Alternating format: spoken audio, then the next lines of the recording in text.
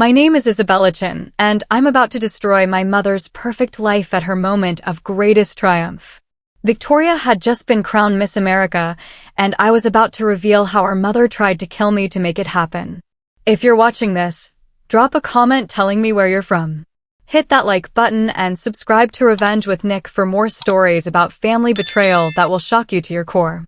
I thought I understood my place in the Chen family. That was before I discovered the truth about my accident. 3 months ago, my sister Victoria achieved what our mother had been working toward for 15 years.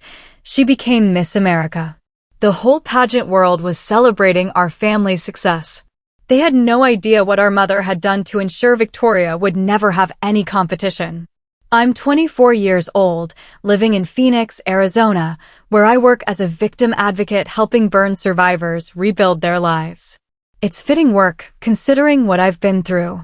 My face tells a story. Careful observers can still see the faint scars along my jawline and neck, remnants of what everyone believes was a terrible accident 2 years ago.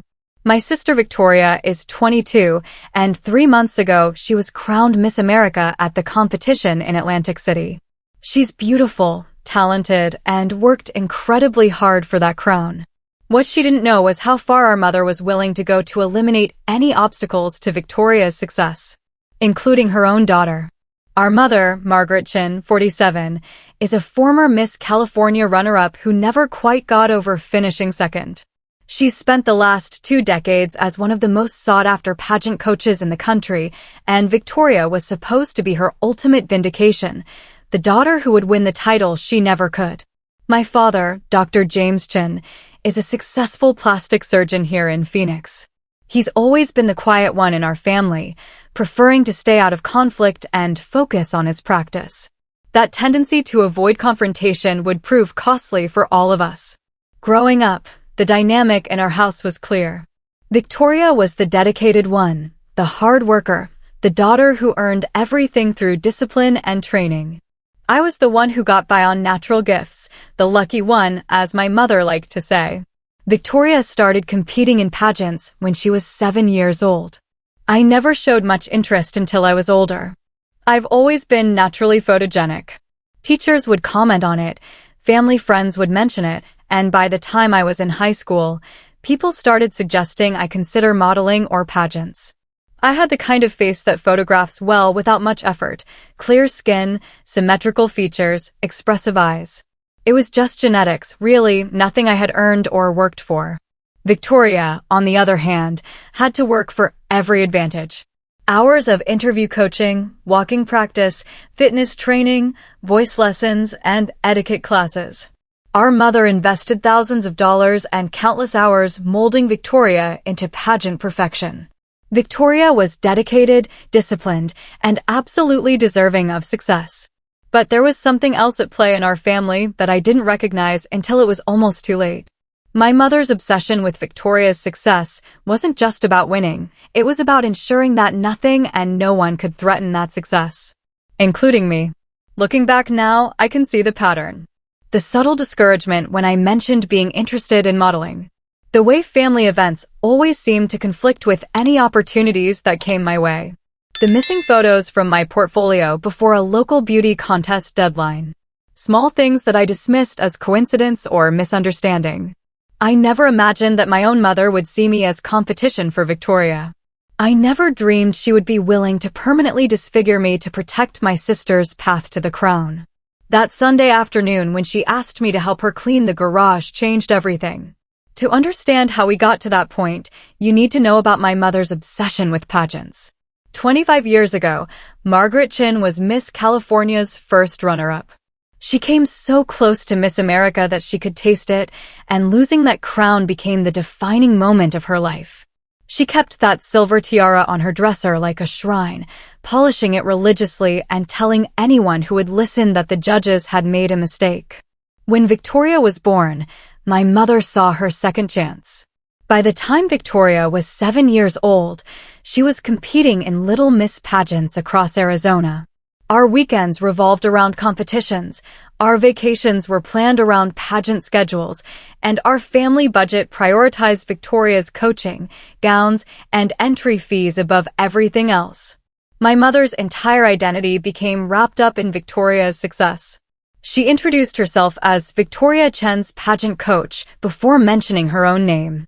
Her social media was filled with Victoria's crowns and sashes. She tracked every local competitor, studied their strengths and weaknesses, and developed strategies to ensure Victoria would always have an advantage. The irony was that despite all this investment, Victoria struggled with confidence. She was beautiful, absolutely, but in that practiced, coached way that takes enormous effort to maintain. She knew every angle that flattered her face, every pose that made her look taller, every smile that photographs best. But she also knew that without constant work, constant vigilance, it could all fall apart. I, on the other hand, seemed to coast through life on natural advantages I'd done nothing to earn. During my teenage years, people would stop my parents in grocery stores to comment on my looks. Photography teachers would ask me to model for class projects. The mother of one of my classmates, who worked for a local modeling agency, approached me at a school event and handed me her business card. This attention was never something I sought out or particularly valued. I was more interested in my volunteer work at the animal shelter and my part-time job at a bookstore. But it was impossible to ignore the way people responded to me, and as I got older, I started to wonder if maybe I should explore modeling or pageants. My mother's mantra became a constant refrain in our house: Victoria has earned this. Victoria deserves to win. It was her response to every success Victoria achieved, but also her preemptive defense against any suggestion that natural talent might be as valuable as hard work. When I mentioned being interested in modeling at 16, my mother's response was swift and discouraging. Isabella, honey, you're so much smarter than that. Why would you want to be valued only for your looks? That's so shallow. Look at Victoria. She's developing real skills, real talents. She's building character through competition and discipline. The message was clear: caring about beauty was beneath me, and pursuing anything related to my appearance would make me a lesser person than Victoria. But the discouragement wasn't just verbal. Strange things started happening whenever opportunities came my way. My junior year of high school, I was nominated for prom queen and mentioned that the local newspaper was looking for prom photos to feature in their spring beauty contest. The winner would receive a $500 scholarship and a photo shoot with a professional photographer. I was excited about the possibility, not so much for the contest, but for the scholarship money. I'd been working part-time and saving for college, and every bit helped. My mother seemed supportive, even helping me choose my dress and accessories for prom. But the day after prom, when I went to transfer my photos from my camera to print them, they were gone. Every single photo from that night had been mysteriously deleted. My mother suggested that maybe I'd accidentally cleared the memory card, and by the time we realized what happened, the contest deadline had passed. Looking back, I can see the pattern that was emerging. Victoria would have a major pageant the same weekend I was invited to a modeling workshop. Victoria would need my mother's help with interview prep the day I was supposed to meet with that photographer. Victoria would have a crisis, requiring family support whenever I had an opportunity. The family narrative that developed was insidious in its simplicity. Isabella was the one who got by on luck and natural gifts, while Victoria was the one who worked hard and earned everything she achieved. When people complimented my looks, my mother would redirect the conversation to Victoria's accomplishments. Yes, Isabella is pretty, but Victoria is so much more than that. She's disciplined, she's articulate, she's a real role model for young women. I began to internalize the message that my natural advantages were somehow illegitimate, that I didn't deserve recognition unless I worked as hard as Victoria. But how do you work hard at genetics? How do you earn something you were born with? Victoria, meanwhile, was becoming increasingly anxious about competition. Despite all her training and preparation, she knew there were girls out there who might be naturally more beautiful, more charismatic, more photogenic. She started asking me not to attend her pageants, saying my presence made her nervous. At the time, I thought she was just dealing with normal competitive pressure. I had no idea that our mother was feeding her fears, suggesting that having a naturally beautiful sister was one more obstacle she'd have to overcome to achieve her dreams. The real turning point came when I was 22 and Victoria was preparing for Miss Arizona. That's when I learned exactly how far my mother was willing to go to protect Victoria's path to the crown. By the time I turned 22, the subtle interference had escalated into something much more deliberate and calculated. I just hadn't connected the dots yet. It started with a modeling opportunity that seemed too good to be true. A photographer named David Martinez had seen some photos of me from a charity event and reached out through Instagram. He represented several agencies and wanted to set up a portfolio shoot. We met at a coffee shop. Everything seemed legitimate, and I was genuinely excited about the possibility. 2 days before our scheduled shoot, David called to cancel. He seemed embarrassed and uncomfortable on the phone. "Isabella, I'm really sorry, but I've been getting some concerning information about working with you. Maybe we should postpone until things settle down." When I pressed him for details, he reluctantly told me that someone had called his agency claiming I was difficult to work with, unreliable, and had caused problems on previous shoots. The thing was, I'd never done any professional shoots before. Someone was actively sabotaging me, and they were doing it well.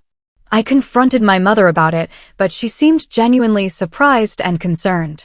"Honey, that's terrible. Who would do something like that? Maybe it's just a misunderstanding." These modeling people can be so competitive and petty. But the incidents kept happening. I submitted an application for Miss Phoenix, thinking maybe I could test the waters in pageants. My application never made it to the judges. The coordinator told me they never received it, even though I had a certified mail receipt showing it was delivered. My portfolio photos started disappearing from my room. I'd spent money I didn't really have on professional headshots, and I kept them in a folder in my desk drawer. One day, half of them were gone. When I asked my family about it, everyone seemed confused and concerned, but no one had any idea what happened to them. The most disturbing incident happened when I was trying to get into Arizona State's modeling program. I'd been accepted and was excited to finally pursue something I was interested in. 2 weeks before classes started, I received a call from the program coordinator. "Miss Chen, we need to discuss some concerns that have been brought to our attention about your enrollment," she said. Someone had called the school claiming to be a family friend, expressing worry about my mental health and suggesting I might not be stable enough for the pressure of the program. I was humiliated and furious. Who would say something like that about me? I'd never had any mental health issues, never shown any signs of instability. But by the time I tried to clear things up, my spot had been given to someone else. That's when I started paying closer attention to my mother's phone calls and computer usage. I noticed she'd step outside to take certain calls or quickly close browser windows when I walked into the room. She developed new relationships with people in the modeling and pageant industries, people she'd never mentioned before. My father's medical connections started being used against me too. When I applied to be a spokesperson for a local cosmetic surgery practice, a job that would have been perfect for building my portfolio, the doctor suddenly had concerns about my family dynamics, affecting my professional image. I later learned someone had suggested that having a plastic surgeon father might create conflicts of interest or make me seem inauthentic. Meanwhile, Victoria's career was soaring. At 21, she won Miss Arizona, which guaranteed her a spot at Miss America. My mother was ecstatic, but also increasingly anxious. Victoria's win meant she'd be competing on a national stage, where the competition would be fierce and the stakes couldn't be higher. That's when everything changed for me too. 3 weeks after Victoria's Miss Arizona victory, I was at a coffee shop near campus when a woman approached my table. She introduced herself as Elena Rodriguez from Premier Model Management, one of the most prestigious agencies in the Southwest. "I've been watching you for a while," she said, sitting down across from me. "You have exactly the look we're seeking for our new campaign. More importantly, you have potential for the Miss Universe track. Have you ever considered international competition?" I nearly choked on my coffee. Miss Universe? It was beyond anything I'd ever imagined for myself. Elena explained that they were looking for someone with my specific look, naturally beautiful, not overly trained or artificial, to represent their agency at the Miss Universe level. "The pageant world is changing," she explained. "They want authenticity now, natural beauty combined with intelligence and purpose. You have something that can't be taught or coached." We'd like to offer you representation. For the first time in my life, I felt like someone saw value in who I naturally was, not who I could become through years of training and preparation. I was supposed to meet with Elena again the following week to discuss contracts and timeline. That night, I was so excited I could barely sleep. I'd finally found my own path, something that was mine and not connected to Victoria's journey. I made the mistake of sharing my news at dinner. My mother's reaction was immediate and intense. Her face went pale, then flushed red. Isabella, honey, you need to be very careful. These modeling people prey on young women. They make promises they can't keep. You could end up wasting years of your life chasing something that might never happen. But I could see something else in her eyes. For the first time, my mother looked genuinely afraid. That night, I heard her on the phone in her bedroom, her voice urgent and hushed. I crept closer to listen, my heart pounding. This could ruin everything, she was saying to someone.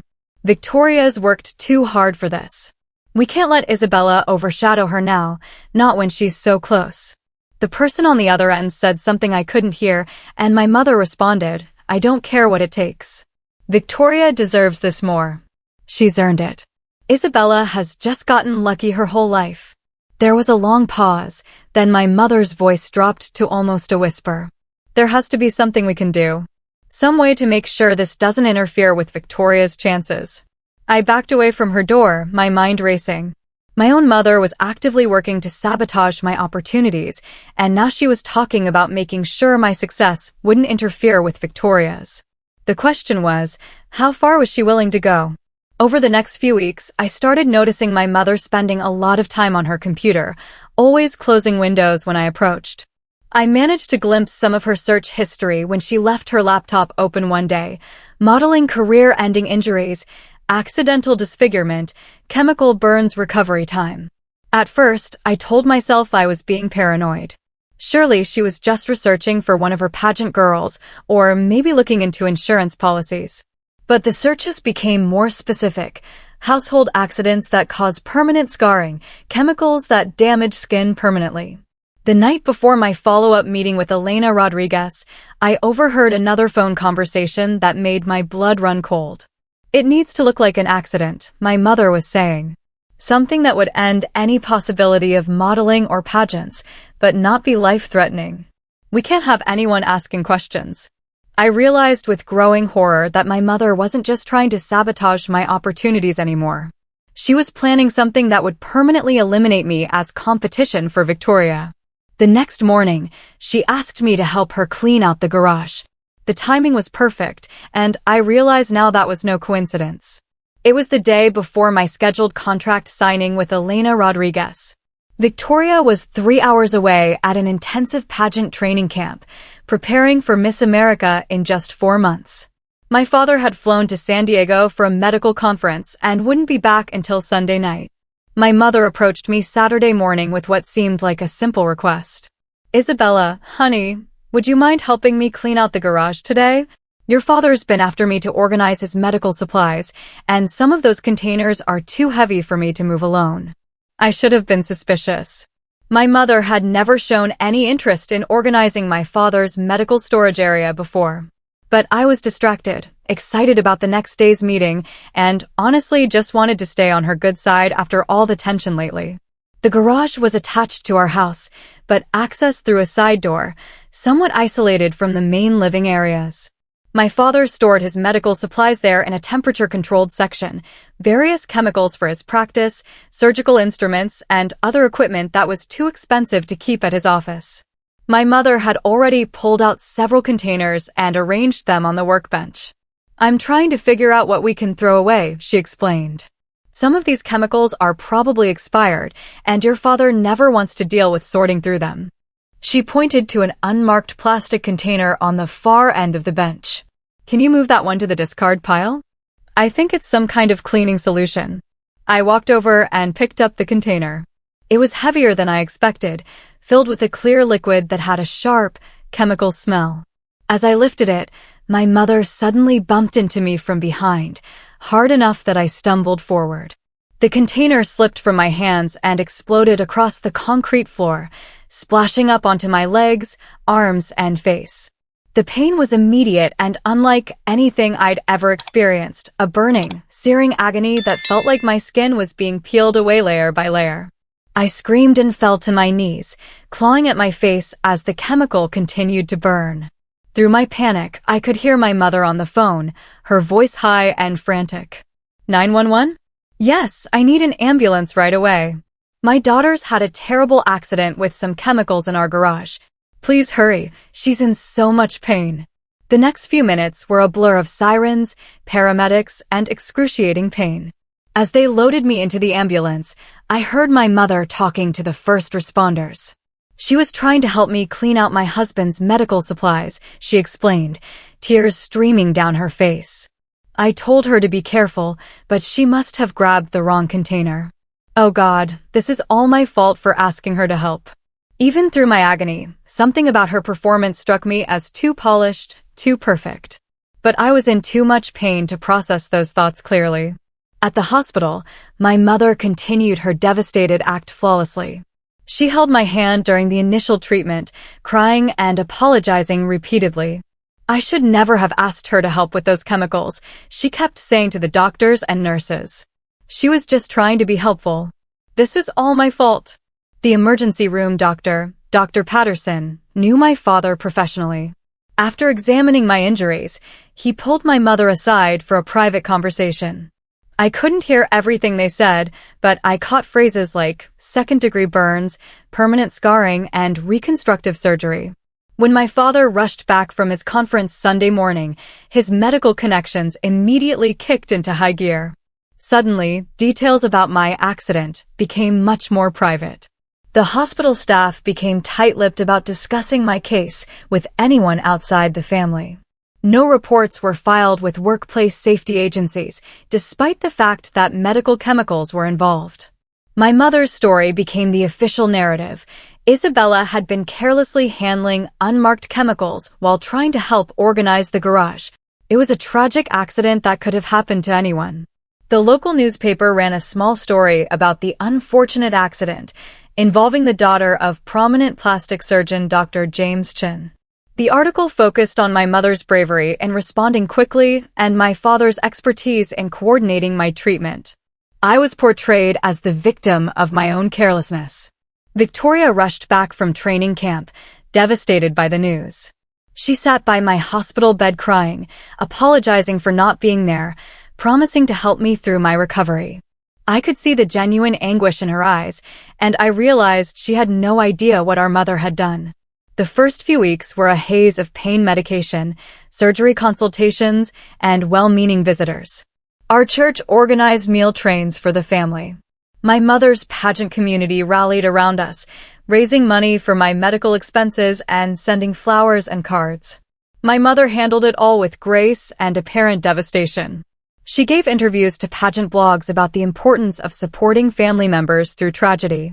She started a small foundation for burn survivors, using my accident as the inspiration for helping others.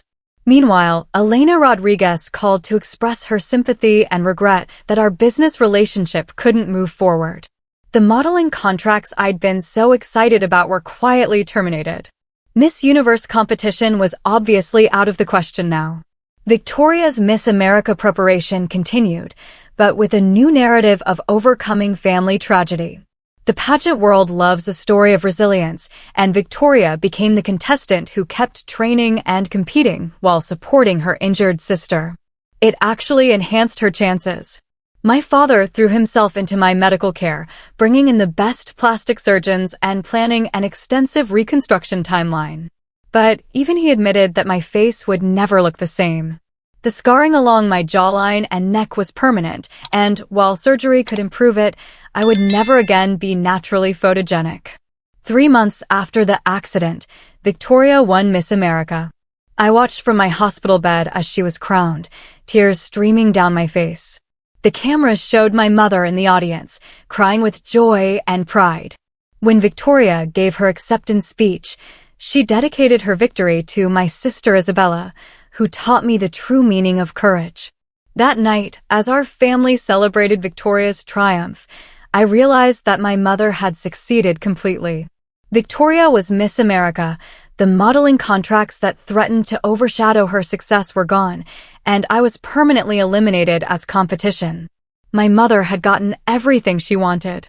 What she didn't know was that I had started paying very close attention to the details of my accident. And some things about that day in the garage didn't add up the way they should have. If you're finding this story as unbelievable as I initially did, hit that like button and subscribe to Revenge with Nick. Because this is just the beginning of how I discovered the truth and made my mother pay for what she did. The medical reality of what happened to me was devastating. I had second and third degree chemical burns covering nearly 30% of my face and neck. The doctors explained that the chemical mixture had been particularly aggressive, not the kind of thing you'd typically find in household cleaning supplies. Dr. Martinez, the burns specialist my father brought in, was frank about my prognosis. Isabella, we're looking at a minimum of 14 months of reconstructive surgery. Even with the best treatment, you'll have permanent scarring. The good news is that you'll make a full functional recovery, but cosmetically. He trailed off, but I understood. The first few surgeries were about preventing infection and preserving as much healthy tissue as possible. Later procedures would focus on minimizing the scarring and restoring as much normal appearance as we could achieve. It was going to be a long, painful journey. During those early weeks, my mother was the picture of devoted care. She slept in the hospital chair beside my bed, brought me books and magazines, and coordinated with all my doctors. To everyone watching, Margaret Chen was a mother consumed with guilt and determination to help her daughter heal. The pageant community embraced our family's tragedy as an inspiring story of resilience. Magazine articles featured photos of my mother reading to me in my hospital bed, describing her as the devoted mother who never left her daughter's side. Donations poured in for my medical expenses, and my mother graciously managed every detail. Victoria visited whenever she could between her Miss America commitments. She would sit by my bed and practice her interview answers, asking for my feedback and trying to keep things normal between us. When she won Miss America 6 months after my accident, she dedicated her victory to me during her televised acceptance speech. "I want to dedicate this crown to my sister Isabella," she said, tears glistening under the stage lights. "She's shown me what real courage looks like. Every day she fights to heal, to rebuild, to find beauty in life again. Isabella, this is for you." I cried watching that speech, but not for the reasons everyone assumed. Part of me was genuinely proud of Victoria. She had worked so hard and deserved that moment. But another part of me was starting to recognize how perfectly my accident had cleared the path for her success. As my physical healing progressed, I found myself with a lot of time to think. My modeling career was obviously over. The agencies had sent polite regret letters, wishing me well in my recovery, but terminating our agreements. Miss Universe was out of the question. All the opportunities I'd been excited about had evaporated overnight. I spent months in and out of surgery, then more months in physical therapy and recovery. My mother drove me to every appointment, managed my medication schedule, and maintained her image as the selfless caregiver. But I started noticing small inconsistencies in her behavior. 6 months after the accident, during one of my recovery periods at home, I was using the family computer to research burn recovery support groups. My mother had left her browser open, and something made me curious about her recent search history. What I found made my blood run cold. Mixed in with normal searches about pageant schedules and medical appointments were disturbing queries from the weeks leading up to my accident. Household chemical accident statistics, accidental chemical burns face, chemicals that cause permanent disfigurement, and most chilling, modeling career-ending injuries recovery time. I sat staring at the screen, my heart pounding. These weren't the searches of someone researching safety or insurance. These were the searches of someone planning an attack. I quickly took screenshots of everything before my mother could delete the browser history. Then I dug deeper into her computer, looking through her email and text messages. What I found was even more damning. 3 weeks before my accident, my mother had exchanged a series of text messages with Linda Morrison, another pageant coach and longtime friend. The conversation started with my mother venting about my modeling opportunity with Elena Rodriguez. "This could destroy everything Victoria has worked for," my mother had written. If Isabella gets into Miss Universe track, the comparisons will be inevitable. Victoria's worked too hard to be overshadowed by Isabella's natural advantages now. Linda's response was sympathetic but standard. I understand your concern, but maybe there's room for both girls to succeed in different areas. But my mother's reply chilled me. No, there isn't. Not when Victoria is this close. I need to find a way to eliminate this problem permanently. The text conversation continued over several days, with my mother becoming increasingly agitated. Linda tried to counsel patience and perspective, but my mother's responses became more desperate. Victoria deserves this more, she wrote. She's earned it through years of hard work. Isabella has just been lucky her whole life. It's time her luck ran out. Then, 2 days before my accident, a final exchange. Linda, Margaret, I'm worried about how fixated you've become on this. Maybe you should talk to someone. My mother, I've found a solution. By this time next week, Isabella won't be a threat to Victoria's success anymore. Sometimes you have to make sacrifices for the greater good. Linda, what do you mean? Margaret, what are you planning? My mother never responded to that message. I sat in our quiet house, looking at these screenshots on my phone, and finally understood the full scope of what had been done to me. This wasn't a tragic accident. This was attempted murder, carried out by my own mother to advance my sister's pageant career. The worst part was realizing how perfectly the plan had worked. Victoria was Miss America, traveling the country, launching her career exactly as my mother had always dreamed. The modeling opportunities that had threatened to overshadow Victoria's success were gone forever. And my mother was being celebrated as a devoted parent who had supported both her daughters through triumph and tragedy.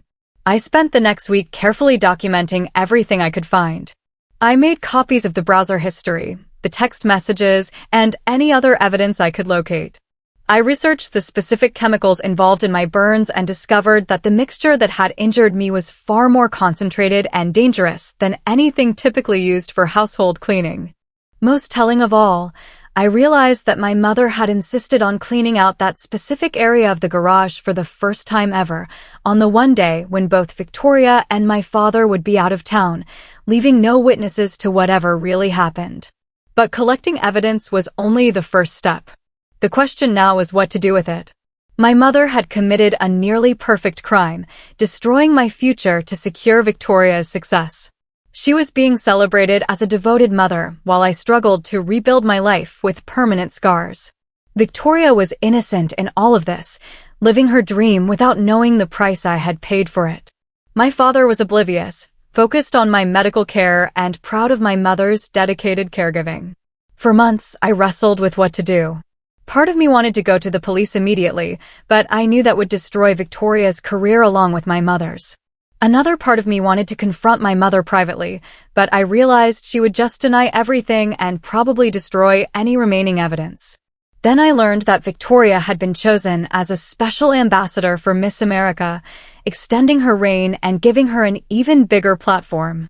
The organization was planning a major celebration event, bringing together past winners, current contestants, and pageant industry leaders. My mother would be there as Victoria's coach and family representative, basking in the glory of her successful plan. The pageant world would be watching, celebrating the Chen family's triumph over adversity. That's when I realized exactly how I was going to make my mother pay for what she had done to me. She had destroyed my face and my dreams on the biggest stage of her world. It was only fitting that I would destroy her life on that same stage. The celebration was planned for 3 weeks away. I had that long to prepare for the most important speech of my life. Victoria's Miss America reign was everything my mother had dreamed it would be. The crown came with a $50,000 scholarship, numerous appearance fees, and most importantly, a platform that would launch Victoria's career in whatever direction she chose. She was articulate, poised, and genuinely committed to her platform about empowering young women through education. The pageant organization was so impressed with Victoria that they selected her for a special extended ambassador role, something they rarely offered. It meant additional appearances, higher profile events, and essentially a launching pad into television or politics if she wanted it. My mother was living her ultimate vindication. 25 years after her second-place finish haunted her, she had produced a Miss America winner. The pageant world treated her like royalty. She was invited to judge competitions, speak at coaching seminars, and consult with other pageant families. Her Instagram following exploded to over 100,000 followers who hung on her every post about the journey to the crown. The Miss America organization announced they would host a special celebration honoring Victoria's successful reign, bringing together past winners, current state title holders, industry leaders, and major donors. It would be held at the Phoenician Resort in Scottsdale, the kind of glamorous event the pageant world loved. My mother was in charge of coordinating the family's involvement in the celebration. She gave interview after interview about our family's journey, always emphasizing how Victoria's dedication and our family's support had led to this moment. Victoria never gave up on her dreams. Even when our family faced tragedy, she told Pageant Life magazine, "When Isabella had her terrible accident, we could have let it derail Victoria's preparation. Instead, we came together as a family and supported each other." I think that experience actually made Victoria stronger and more compassionate. The magazine featured a 2-page spread with photos of our family, Victoria in her crown, my mother beaming with pride, my father looking distinguished in his medical coat, and me, carefully photographed to minimize my scars, described as the inspiring sister whose courage helped motivate a Miss America. I was invited to the celebration as a special guest, introduced as the family member who had overcome personal challenges to support her sister's success. The event organizers wanted me to give a brief speech about resilience and family support. It was perfect. My mother would be at the peak of her triumph, surrounded by everyone who mattered in her world, basking in the glory of her successful plan. She'd be completely unprepared for what I was about to reveal. I spent 2 weeks preparing my speech, crafting every word carefully. I printed copies of all the evidence I'd gathered, the browser search history, the text messages with Linda Morrison, the timeline of events leading up to my accident. I researched the specific chemicals involved and prepared a clear explanation of why my injuries couldn't have been accidental. The night before the celebration, I laid out my evidence on my bed like a prosecutor preparing for trial. Screenshots of my mother's searches for modeling career-ending injuries. Copies of text messages where she discussed eliminating the problem permanently. Medical reports showing the concentration of chemicals that had burned my face was far beyond anything used for household cleaning. I had everything I needed to destroy her, but I felt strangely calm. This wasn't about revenge anymore. It was about truth, about making sure that what she had done to me never happened to another young woman whose natural beauty threatened someone else's carefully constructed plans. The celebration was exactly as glamorous as promised. The Phoenician's ballroom was filled with sequined gowns, tiaras, and the carefully maintained smiles of the pageant world. Victoria looked radiant in a custom gown, her Miss America crown catching the chandelier lights as she moved through the crowd accepting congratulations. My mother wore royal blue, her signature color, and carried herself like the queen she'd always believed she should have been. She introduced me to various pageant officials as my daughter Isabella, the burn survivor who inspired our whole family. I smiled and accepted their sympathetic comments about my terrible accident and their praise for my incredible recovery. Each conversation made my resolve stronger. When it came time for speeches, Victoria spoke beautifully about her reign and her hopes for the future. Several pageant officials praised the Miss America organization's continued relevance. Then it was my turn.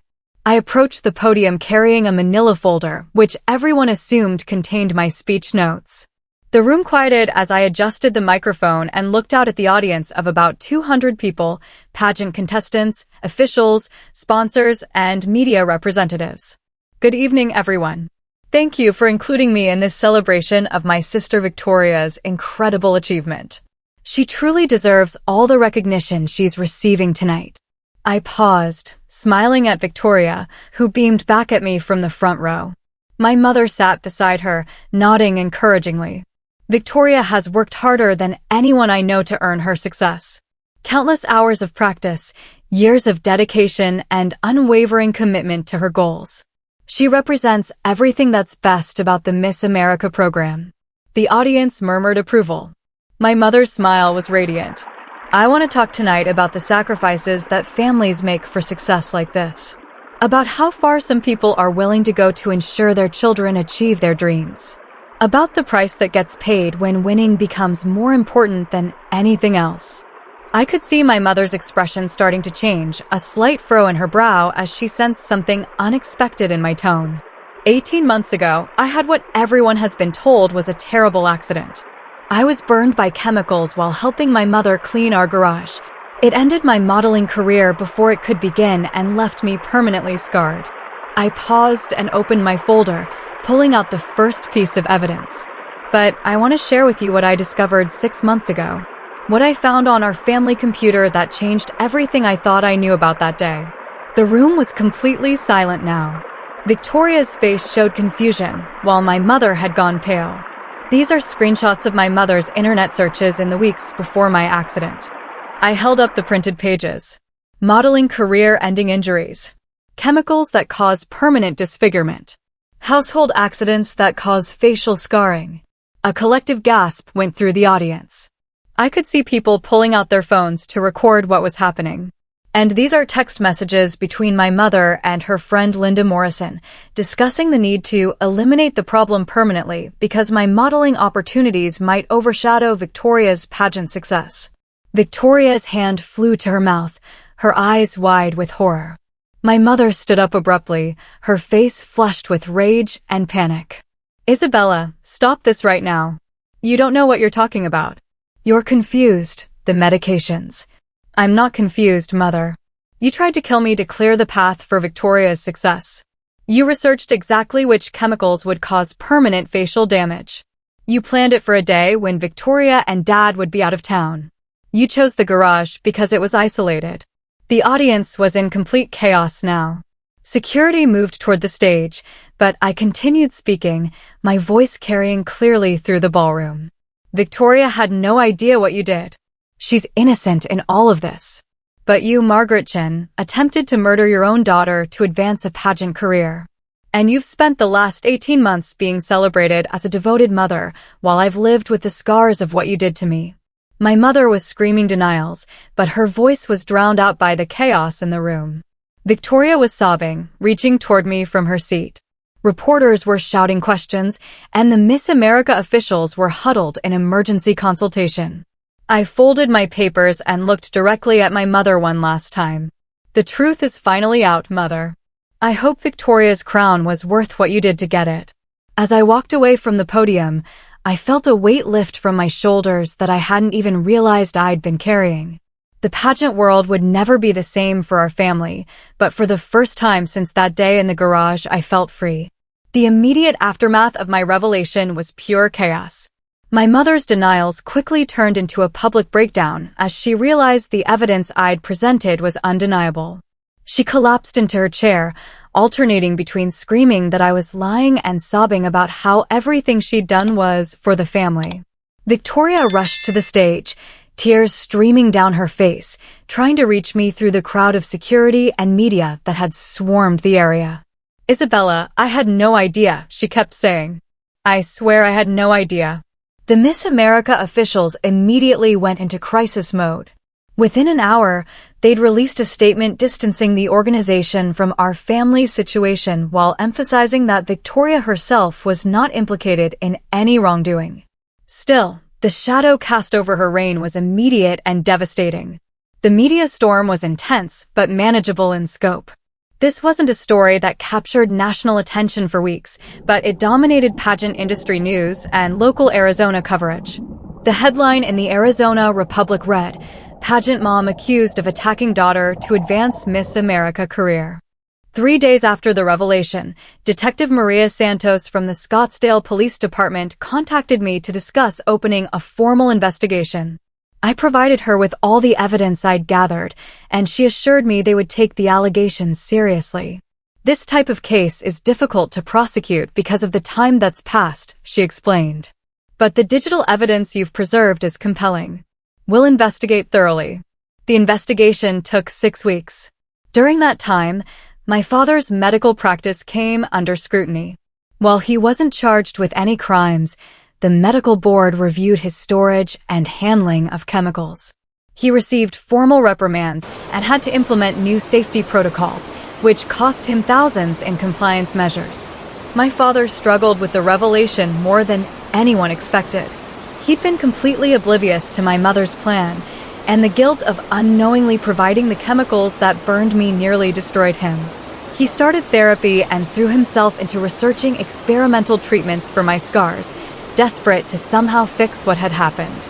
The charges against my mother were filed 7 weeks after my speech. She was charged with aggravated assault with a dangerous weapon and attempted murder in the second degree. Her lawyer immediately began negotiating a plea deal, knowing that the digital evidence made a trial risky. 3 months later, my mother accepted a plea agreement. She pled guilty to aggravated assault with a dangerous weapon and received an 8-year prison sentence. It wasn't the attempted murder conviction I'd hoped for, but it was real justice, and it meant she'd spend significant time behind bars for what she'd done to me. The civil lawsuit was more straightforward. My mother's insurance didn't cover intentional acts, so the family was personally liable for my medical expenses. The settlement covered all my past and future reconstructive surgeries, plus additional compensation for pain and suffering. It wasn't about the money for me, but it felt important that there were financial consequences for their actions. Victoria's response to everything was perhaps the most healing part of the whole experience. She immediately stepped back from her Miss America duties, citing family circumstances that required her attention. She could have continued her reign and distanced herself from the scandal, but instead she chose to support me. "I can't wear this crown knowing what it cost you," she told me 2 weeks after the revelation. "Everything I thought I'd earned feels tainted now." Victoria started therapy to process the trauma of learning that her success had come at such a terrible price. She struggled with intense guilt, even though I repeatedly assured her that she was as much a victim of our mother's manipulation as I was. Slowly, we began rebuilding our relationship on completely new terms. For the first time in our lives, we talked honestly about the dynamics in our family, the pressure we'd both felt, and the different ways our mother had manipulated us. "I always knew something was wrong with how she treated you," Victoria admitted during one of our conversations. "But I was so focused on my own goals, and it was easier to believe her explanations than to question them." 8 months after the revelation, Victoria and I started the Phoenix Foundation for Family Violence Survivors. We focused specifically on cases where family members had been harmed by people who claimed to love them, something we learned was far more common than most people realized. My work with burn survivors had already given me a sense of purpose beyond what had happened to me. Helping other people navigate their recovery and rebuild their confidence became the most meaningful work I'd ever done. Victoria used her public speaking skills and pageant connections to raise awareness and funding for our cause. The foundation grew slowly but steadily. We helped establish support groups, funded therapy for victims who couldn't afford it, and worked with law enforcement to better recognize signs of family violence. It wasn't glamorous work, but it was important, and it gave both of us a way to transform our trauma into something positive. My relationship with my father improved gradually. His guilt motivated him to become one of our foundation's biggest supporters, both financially and professionally. He provided free consultations for burn survivors who needed reconstructive surgery, and he established a scholarship fund for students studying trauma counseling. Victoria never returned to competitive pageants, but she didn't need to. The skills she developed, public speaking, interview techniques, stage presence, translated perfectly to her work as an advocate. She found that using her platform to help others was more fulfilling than any crown had ever been. As for my mother, I visited her in prison exactly once, about a year after she was sentenced. She looked smaller somehow, less formidable than the woman who had controlled our family for so many years. She apologized, but it felt hollow, more about her own guilt than genuine remorse for what she'd done to me. "I thought I was protecting Victoria's future," she said.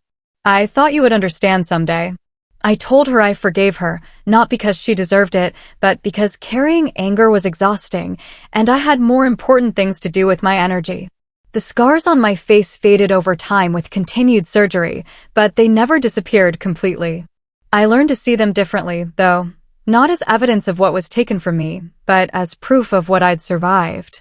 They became part of my story, but not the end of it. 3 years after that night at the Phoenician resort, I can honestly say I'm happier than I've ever been. I have work that matters, a relationship with Victoria that's genuine and supportive, and a sense of purpose that has nothing to do with how I look or what opportunities one might have missed. Sometimes the people who hurt us most are the ones who think they love us. They justify terrible actions by claiming they're protecting us or helping us succeed. But real love doesn't require sacrificing one person for another's benefit. If this story resonated with you, I'd encourage you to subscribe to Revenge with Nick and share your own experiences in the comments. So many of us have stories of family betrayal or manipulation that we've never told anyone. There's power in sharing those stories, in realizing we're not alone in what we've survived. My mother thought she was writing Victoria's success story when she planned my attack. Instead, she gave me the material for a different kind of story, one about surviving, healing, and finding purpose in helping others do the same. In the end, that turned out to be worth more than any crown or modeling contract ever could have been.